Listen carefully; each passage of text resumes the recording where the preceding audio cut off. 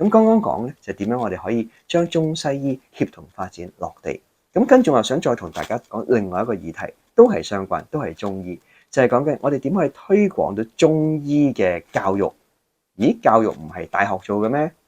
大學就教我哋將來嘅中醫。但我想講嘅咧係中醫嘅健康教育。咩意思咧？養生啊，或者我哋幾時用啲咩湯水啊？我哋生活要點樣先至健康啊？其實呢啲種種咧係一種生活嘅文化、生活嘅態度，呢啲完完全全都係中醫嘅範圍之內。中醫唔係淨係醫嘅，仲要預防啦、養生啦，亦都係我哋文化一部分。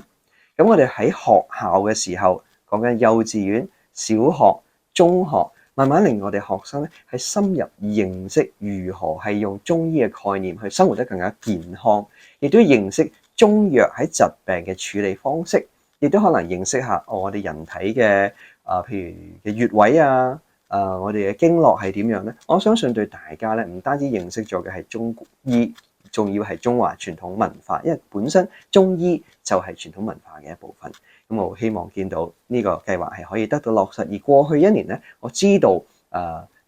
教育局啦，亦都係有提倡中醫嘅健康教育，有唔少學校咧都喺度推廣，而且咧係用校本嘅模式咧，係自己去揾咗中醫師啊，或者係其他中藥有關嘅人士咧，係幫佢教學生，同埋喺校園入邊做啲